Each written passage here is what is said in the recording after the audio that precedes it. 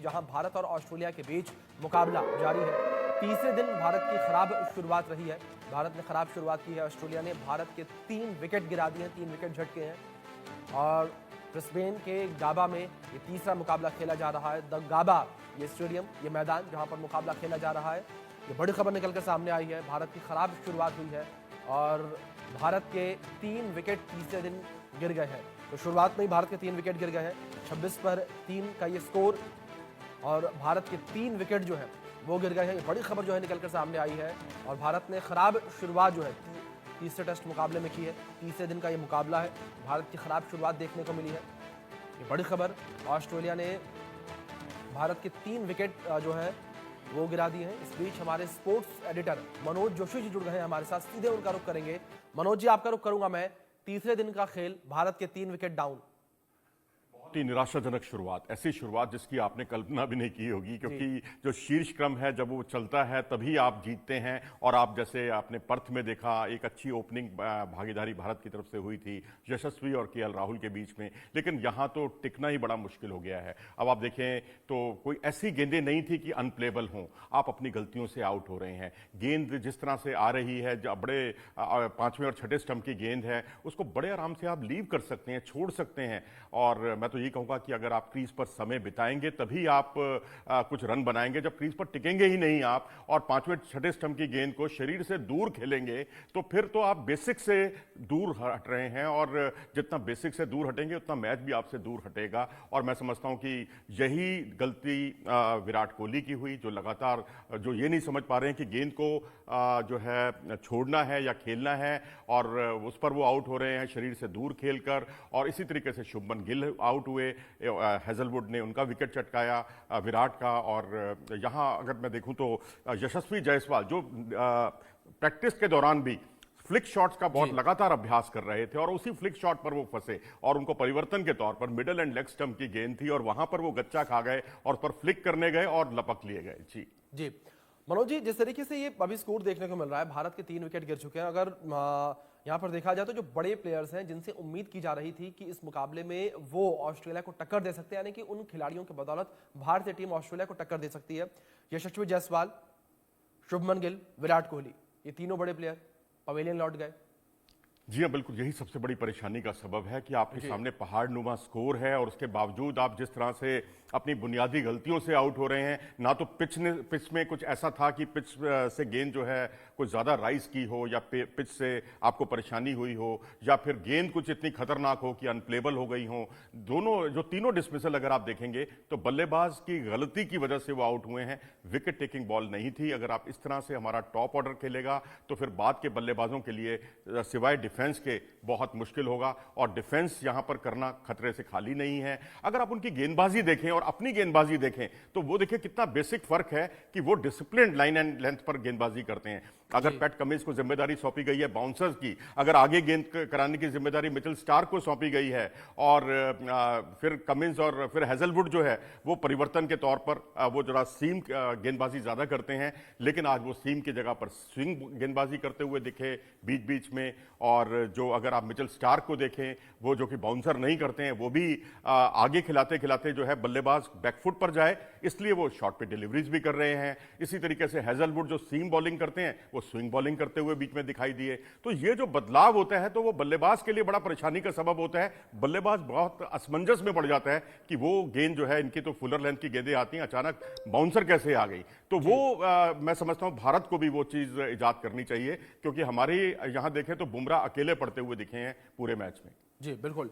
और दूसरी ओर मनोज जी, मैं आपसे समझना चाहूंगा कि जो अभी बैटिंग ऑर्डर बचा हुआ है, जो भी बल्लेबाज हमारे बचे हुए हैं, क्या उन बल्लेबाजों के मुकाबले हम जो ये 445 रन का पहाड़ खड़ा कर दिया है ऑस्ट्रेलिया ने, उसको चेस कर पाएंगे? केएल राहुल बचे हैं, ऋषभ पंत बचे हैं और उम्मीद रोहित शर्मा से भी थोड़ी की जाती है। उसके बाद फिर तो बॉलर शुरू हो जाते हैं और थोड़ी सी उम्मीद यहां पर रविंद्र जडेजा से की जा सकती है। मैं तो यही कहूंगा कि 445 का को चेज करना तो बाद में सोचें आप, पहले तो आप फॉलो ऑन बचाने की कोशिश करें। 245 रन पहले बनाएं, क्योंकि जिस तरह से टॉप ऑर्डर ने आत्मसमर्पण कर दिया, मैं कहूंगा उनके अटैक के सामने, जो अटैक में कोई दम ऐसा नजर नहीं आया। तो अब डिसिप्लिन आपको बल्लेबाजी करनी होगी। मुझे लगता है शायद हमारे टॉप ऑर्डर ने यह सोचा होगा जरूर कि जिस तरह से हमने एडिलेड में देखा या इसी मैच में देखा, जहां नई गेंद से जो दूसरी नई गेंद ली जाती है और ऑस्ट्रेलियन खिलाड़ी एक तरह से टूट पड़ते हैं रनों की तरफ, कभी 7 रन पर ओवर, कभी 8 रन पर ओवर, मतलब 5 रन प्रति ओवर से कहीं ज्यादा तेज बल्लेबाजी उनकी तरफ से देखने को मिलती है और उसका उन्हें पारितोषिक भी मिलता है। अच्छे खासे रन जो है एक्सेलरेट कर लेते हैं वो, और रन गति को भी अच्छा खासा बढ़ा लेते हैं, क्योंकि ये मत भूलिए कि पहले दिन केवल 14 ओवर भी पूरे नहीं हो पाए थे, तो उसको भी वो उसकी भरपाई भी कर रहे हैं। और आज भी बारिश जो है, बारिश की आंख मिचौली चल रही है, और जिस तरह से मैं कहूंगा कि जो तूफान जो है, बेशक वहां बारिश है, तूफान है, लेकिन यह जो गेंदबाजी का तूफान है उसको थामना बहुत जरूरी है। बाकी जो नेचर का तूफान है उसको तो वो आपके हाथ में नहीं है। बिल्कुल, जाहिर तौर पर। लेकिन मनोज जी, एक चीज मैं आपसे और समझना चाहूंगा कि आखिर तीसरे दिन आते आते ऐसा क्या बदल गया पिच पर, ऐसा आखिर क्या रहा कि भारतीय बल्लेबाजों ने घुटने टेक दिए? ये वही मैदान है जहां पर 2 सेंचुरियां लगी हैं। देखिए, यहां उनकी गेंदबाजी तो अनुशासित गेंदबाजी थी, लेकिन जिन गेंदों पर जो आउट हुए हैं वो विकेट टेकिंग बॉल नहीं थी। इसी वजह से हम लोगों ने अपनी गलतियों से, शरीर से दूर खेलकर, बेसिक्स पर ना जाना, ये सारी परेशानियों का सबब बना। आप गेंद को छोड़ने की आदत डालिए ना। आप टेस्ट मैच खेल रहे हैं, आप वनडे और T20 नहीं खेल रहे हैं। आप नई गेंद से ऑस्ट्रेलियन अगर रन बना रहे हैं तो दूसरी नई गेंद से, तो आप पहली नई गेंद से जो है क्रीज पर टिकने की आदत डालें, उसी तरह से जैसे कि पर्थ में डाली थी आपने दूसरी पारी में, आप मैच भी आप जीते। यानी टॉप ऑर्डर चलता है तो आप जीतते हैं, ये बात को समझ लेना चाहिए। और उसमें फिर शुभमन गिल जो बार बार गलती वही कर रहे हैं, उसी तरीके से आउट हो रहे हैं। विराट कोहली किस गेंद को छोड़ना है, किस गेंद को खेलना है, 5वें और 6ठे स्टंप की गेंद को, उसमें उनका वो रिजिड अप्रोच जो दिखाई दे रहा है वो टीम के लिए परेशानी का सबब बन रहा है, क्योंकि इतने बड़े खिलाड़ी हैं कि उनको हम राय देते हुए भी नहीं अच्छे लगते। लेकिन आउट होने का जो अगर डिस्मिसल देखेंगे वो बिल्कुल वैसा ही है जैसा पहले देखने को मिला इस सीरीज में। जी, दूसरी ओर मनोज जी, मैं आपसे समझना चाहूंगा कि जो हमारे गेंदबाज थे, क्या उनमें कोई कमी रह गई या कमी यहां पर बल्लेबाजों की ओर से है? क्योंकि बल्लेबाज इस तरीके से ढेर हुए हैं और दूसरी ओर जो हमारे गेंदबाज हैं उन्हीं गेंदबाजों को पीटते हुए नजर आए हैं। यहां पर ऑस्ट्रेलिया के खिलाड़ी 2 सेंचुरी लगी है, और दूसरी ओर अगर यहां पर हम ए कैरी को लेकर बात करें तो उन्होंने भी 88 गेंदों पर 70 रन बनाए हैं। काफी बेहतरीन पारी ये भी रही। मुझे लगता है इसके पीछे कहीं ना कहीं जो रोहित शर्मा है टीम के कप्तान और कोच गौतम गंभीर एक पेज पर दिखाई नहीं दे रहे हैं। आपको यहां पर कोई जरूरत नहीं थी कि 3 मैचों में आप 3 अलग अलग स्पिनर्स को खिलाएं। जडेजा को आपने बल्लेबाजी मजबूत करने के लिए खिलाया है या एक ऑलराउंड प्रतिभा की वजह से आपने खिलाया है? मुझे तो समझ में नहीं आता भाई। रविचंद्रन अश्विन यहां पर 3 उनके पास बाएं हाथ के बल्लेबाज हैं, उनको आउट करने के लिए उनका जो रिकॉर्ड है वो पूरी दुनिया में उनसे बेहतर रिकॉर्ड किसी के पास नहीं है लेफ्ट हैंडेड बल्लेबाज के सामने गेंदबाजी करने का। तो उनका रिप्लेसमेंट क्यों किया गया? अगर आपको बल्लेबाजी ही स्ट्रांग करनी थी तो भाई आपके पास वाशिंगटन सुंदर मौजूद थे, जिन्होंने पर्थ में वो खेले, और पिछली बार तो उन्होंने रनों का अंबार भी लगाया था, 61 रन की पारी भी खेली थी, जो पिछला दौरा था 2021 का। लेकिन अब यह है कि उनके जो बल्लेबाज हैं उनको आपने टिकने का मौका दे दिया। जो आउट ऑफ फॉर्म थे उनको इन फॉर्म वो सभी हो गए। अगर आप देखें तो स्मिथ बिल्कुल आउट ऑफ फॉर्म थे, ट्रेविस हेड बिल्कुल आउट ऑफ फॉर्म थे, लेकिन दोनों ने इस बार जो है सेंचुरी बनाई। और दूसरी बात यह है कि अगर आप जो विपक्षी की जो स्ट्रेंथ है उसके हिसाब से गेंदबाजी करेंगे तो मुश्किलें खड़ी होंगी। आपको पता है कि आउटसाइड दी ऑफ स्टंप गेंद पर वो ट्रेविस हेड जो है बड़े बड़े शॉट्स खेलते हैं, आप उसी स्पॉट पर उनको गेंदबाजी कराते रहे। आपने मिडिल एंड लेग स्टंप के अटैक पर अपने आप को केंद्रित ही नहीं किया, बाउंसर्स फेंकी, लेकिन आपने बाउंसर्स पर थर्ड मैन ही नहीं लगाया।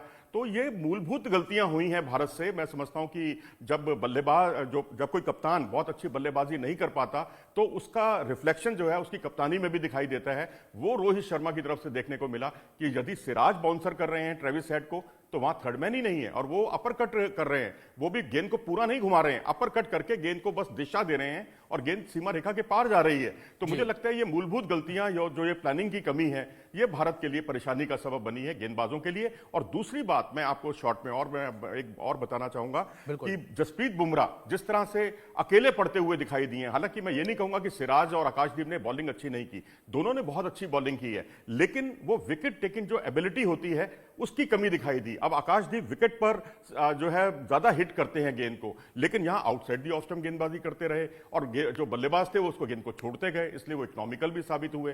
तो इसलिए ये एक बड़ी मूलभूत गलती थी। आपको नई गेंद से ज्यादा बल्लेबाज को खिलाना चाहिए जैसे वो अक्सर खिलाते रहे हैं। जी।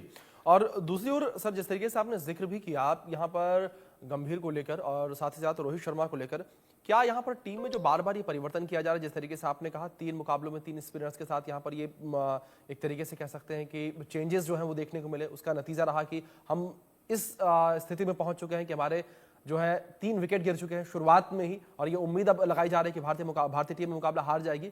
लेकिन मनोज जी, जो विनिंग कॉम्बिनेशन था पहले मुकाबले का, क्या उस कॉम्बिनेशन से जो छेड़छाड़ की गई, क्या आपको लगता है कि वो विनिंग कॉम्बिनेशन के साथ छेड़छाड़ करना ठीक था या गलत था? मेरे ख्याल से नहीं करना चाहिए था। खास तौर पर मैं कहूंगा कि जो आपके स्पिनर हैं, वाशिंगटन सुंदर ने ऐसा कोई अपराध नहीं किया भाई, बहुत अच्छी गेंदबाजी भी की है उन्होंने, और बल्लेबाजी बाएं हाथ से बल्लेबाजी करते हैं और हुनरमंद बल्लेबाज हैं। उनकी जगह पर आप अश्विन को ले आए, फिर अगले मैच में जडेजा को ले आए। ये म्यूजिकल चेयर का गेम तो चल नहीं रहा है, तो क्रिकेट का गेम चल रहा है। और जडेजा की जो गेंदबाजी है वो लगातार आपको तेज गेंद वो करते रहे, जबकि उसकी कोई जरूरत नहीं थी। यहाँ पर जितना गेंद धीमा आएगा उतना बल्लेबाज को ज्यादा जोर लगाना पड़ेगा बाउंड्रीज के लिए। आप तो दिशा देते रहे, आराम से चौके छक्के लगते रहे, तो वो बिल्कुल बेअसर साबित हुए। तो जडेजा एक तरफ से, उधर से नीतीश रेड्डी, ये भी बेअसर साबित हुए। खैर इनमें तो मैं बेअसर मैं इसलिए नहीं कहूंगा क्योंकि उनके अंदर बॉलिंग की वो एबिलिटी नहीं है जो जिसके लिए वो उनका टीम में चयन हुआ है। वो एक ऑलराउंडर के तौर पर टीम में चयन हुआ है। वो बल्लेबाजी बैटिंग ऑलराउंडर हैं और 4 में से 3 पारियों में टॉप स्कोरर रहे हैं भारतीय टीम के नीतीश रेड्डी। तो बस यही है कि आपके पास गेंदबाजी, 3 गेंदबाजों से आप मैच नहीं जीत सकते, आप ये मानकर चलिए, क्योंकि इसमें मैं जडेजा को माइनस कर रहा हूं और साथ ही मैं नीतीश रेड्डी को माइनस कर रहा हूं। बॉलिंग के मामले में आपके पास 3 ही बॉलर थे और 3 में भी 2 बॉलर ऐसे थे जिसमें सिराज और सिराज के साथ जो दूसरे तेज गेंदबाज भारत के आकाशदीप, ये विकेट टेकिंग एबिलिटी इनके अंदर दिखाई नहीं दी इस मैच में। तो अब अकेला चना भाड़ नहीं फोड़ सकता। 6 विकेट जरूर उन्होंने चटकाए बुमराह ने और सभी एजेस पर उन्होंने विकेट लिए हैं।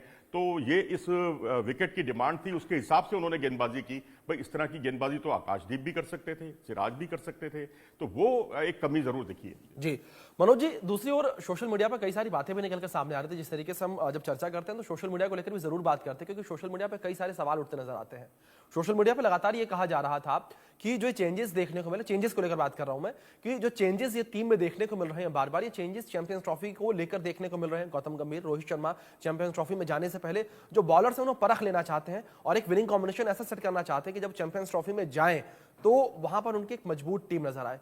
कितना सही लगता है आपको ये, जितना यूजर्स कह रहे हैं ये?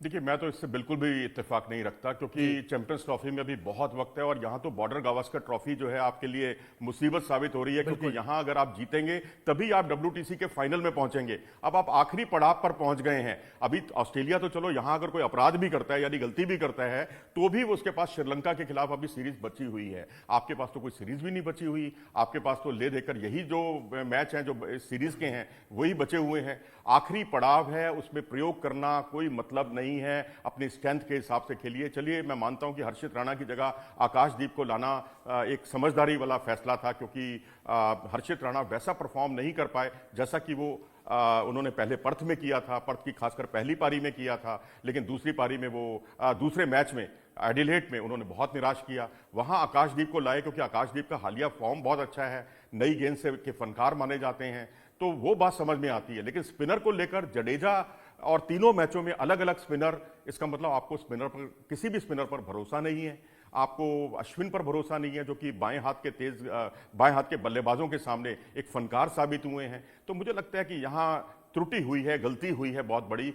ये तभी गलतियां होती हैं इस तरह की जब आप टीम को चुनने में या तो कोच और कप्तान एक पेज पर हों, जैसे कि द्रविड़ और रोहित शर्मा में अमूमन इस तरह की गलतियां नहीं होती थी। अब मैं कोई सवालिया निशान उस पर नहीं लगा रहा हूं कि इनके बीच में कोई झगड़ा हुआ है, लेकिन एक पेज पर दोनों नहीं दिख रहे हैं। जी मनोज जी, WTC का जिक्र आपने किया, अगर WTC को लेकर बात की जाए, भारत की दावेदारी कितनी मजबूत नजर आती है अगर यह मुकाबला भारत ड्रॉ करवाने में सफल रहता है तो? अगले मैचों में आप पर दबाव आ जाएगा जी। आपको दोनों मैच जीतने होंगे, फिर आपको सीरीज तो जीतनी है, क्योंकि अगर आप सीरीज नहीं जीतेंगे तो फिर बहुत मुश्किल हो जाएगा। फिर आप श्रीलंका से ये उम्मीद करें कि वो अपने दोनों मैचों में ऑस्ट्रेलिया को हराए, क्योंकि साउथ अफ्रीका तो एक मैच जीतते ही थ्रू हो जाएगा, फाइनल में पहुंच जाएगा, क्योंकि उसको अभी पाकिस्तान से अपनी जमीन पर खेलना है। और जो मैं समझता हूं पाकिस्तान के जो हाल बेहाल है इस समय टीम के, और अपने देश में जरूर उन्होंने एक सीरीज जीती है इंग्लैंड से, लेकिन साउथ अफ्रीका में जाकर वो कुछ अच्छा करेंगे, मुझे उसकी उम्मीद नहीं है। तो मैं तो यही कहूंगा कि अब कंपटीशन ऑस्ट्रेलिया और भारत में है, कोई और तीसरा नहीं है। साउथ अफ्रीका थ्रू हो जाएगा। साउथ अफ्रीका से कौन खेलेगा, स्थितियां कुछ कुछ ऐसी बन रही हैं, तो इसके लिए आपको फिर डू और डाई वाले मैच हो जाएंगे। दोनों आपको अपने दम पर जीतने ही होंगे। जी बिल्कुल, डू और डाई का मुकाबला यहां पर देखने को मिलेगा। लेकिन जो आगे के मुकाबले दो जिनका जिक्र मनोज जी आप कर रहे हैं, उन मुकाबलों को लेकर बात की जाए, अगर उन मैदानों को लेकर बात की जाए, क्या लगता है आपको भारत की दावेदारी किस तरीके से नजर आएगी? मेलबर्न में है जी, 26 दिसंबर बॉक्सिंग डे टेस्ट होगा। उसमें मैं समझता हूं कि पिछली बार भी हमारा परफॉर्मेंस अच्छा रहा, सिडनी में हमारा परफॉर्मेंस अच्छा रहा, दोनों बैटिंग विकेट है। लेकिन अगर आपकी गेंदबाजी इसी तरह से रहेगी, अनुशासित गेंदबाजी आप नहीं कर पाएंगे, बुमराह पर अकेले निर्भरता इतनी ज़्यादा बढ़ जाएगी। भाई बुमराह भी इंसान है, आखिरकार हम तो उनको 2 या 3 मैचों के बाद उनको ब्रेक देते हैं, उनको एक वर्कलोड मैनेजमेंट के तहत आराम कराते हैं। लेकिन अब उनको भी लगातार अब आराम ना कराना हमारी मजबूरी हो गई है। तो इसका मतलब है कि दूसरे छोर पर विकेट टेकिंग बॉलर नहीं है और चौथे और पांचवें बॉलर जो हैं वो निराश कर रहे हैं। जी, जाहिर तौर पर जो निराशा है मनोज जी साफ तौर पर देखने को मिल रही है यहाँ पर। और जिस तरीके से आपने जिक्र किया कि टीम के अंदर वो लय जो है एक नजर नहीं आ रही है। लेकिन मनोज जी मैं आपसे एक सवाल यहाँ पर यह भी लेना चाहूंगा कि जो बदलाव बार बार देखने को मिला है, जो अगले मुकाबले हैं, उन मुकाबलों में किस तरह का बदलाव आप चाहते हैं? आपको क्या लगता है कि अगर इस तरीके का बदलाव हो तो टीम का जो विनिंग कॉम्बिनेशन था वापस लौट आएगा और टीम की जो विनिंग स्ट्रीक है वो वापस बनती नजर आएगी? देखिए, बदलाव का जहां तक सवाल है, वाशिंगटन सुंदर मेरे ख्याल से टीम में एक पर्याप्त है, क्योंकि जिस तरह की बाउंसी ट्रैक है यहाँ का ब्रिस्बेन गाबा का, तो यहाँ पर वाशिंगटन सुंदर की जो स्वाभाविक तौर पर गेंद है वो उछाल लेती हुई गेंदें हैं। देखिए, नाथन लायन को भी यहाँ पर काफी कामयाबी मिली है ऑस्ट्रेलिया में। तो आपको एक तो ये बहुत बड़ी गलती है, और दूसरा मैं समझता हूँ आकाशदीप जो कि विकेट टेकिंग बॉलर हैं, शुरुआती ओवरों में हमने उनको इंग्लैंड के खिलाफ अनप्लेबल होते हुए देखा। उनको इंग्लैंड के बल्लेबाज जो है टॉप ऑर्डर उनके सामने जूझता हुआ दिखाई दिया, लेकिन यहाँ पर उन्होंने बीट जरूर किया। मैं ये नहीं कहूंगा कि सिराज या आकाशदीप की तरफ से खराब गेंदबाजी हुई है, जी नहीं, बिल्कुल नहीं, उन्होंने अच्छी गेंदबाजी की है। लेकिन जो विकेट टेकिंग एबिलिटी होती है वो उनमें उतनी दिखाई नहीं दी जितनी कि न्यूजीलैंड के खिलाफ उनकी दिखाई दी थी या अन्य सीरीज में उनकी दिखाई दी थी। तो मुझे लगता है कि यहाँ थोड़ा सा जो ऐसा ना लगे कि बुमराह अकेले पड़ गए। कल्पना कीजिए अगर बुमराह ना होते तो हम हथियार डाल देते, हम उनकी टीम को आउट ही ना कर पाते। तो वो तो आप देखिए तब भी 450 रन कुछ बन गए हैं। तो ऐसी स्थिति में मुझे लगता है बाकी गेंदबाजों को भी अपनी जिम्मेदारी को समझना होगा और कप्तान को एक ऐसी फील्ड लगानी होगी कि आप ये नहीं कि बाउंसर कर रहे हैं और थर्ड मैन ही ना लगाएं आप, और आप बॉलिंग कर रहे हैं, आप तो बल्लेबाज की स्ट्रेंथ के अनुकूल बॉलिंग कर रहे हैं, जहां वो शॉट खेलता है वहीं पर ही आप बार बार बॉल कर रहे हैं। तो वो एक ट्रेविस हेड के खिलाफ जो हमारी रणनीति थी वो कारगर साबित नहीं हो पाई। और दूसरी बात, जो स्मिथ हैं उन्होंने शुरू में टिक कर खेले और बाद में एक्सेलरेट किया, और ये मैं समझता हूं कि गेंदबाजों को थोड़ा ज्यादा अनुशासित गेंदबाजी करनी होगी जैसे कि ऑस्ट्रेलियन गेंदबाज कर रहे हैं। जी बिल्कुल मनोज, अब देखना दिलचस्प होगा आगे के मुकाबलों में किस तरीके से भारतीय टीम परफॉर्म करती नजर आती है, किस तरीके से रोहित शर्मा की कप्तानी नजर आती है और किस तरीके से टीम में बदलाव होते हैं। फिलहाल बहुत शुक्रिया आपका जुड़ने के लिए और इन तमाम जानकारियों के लिए भी मनोज जी।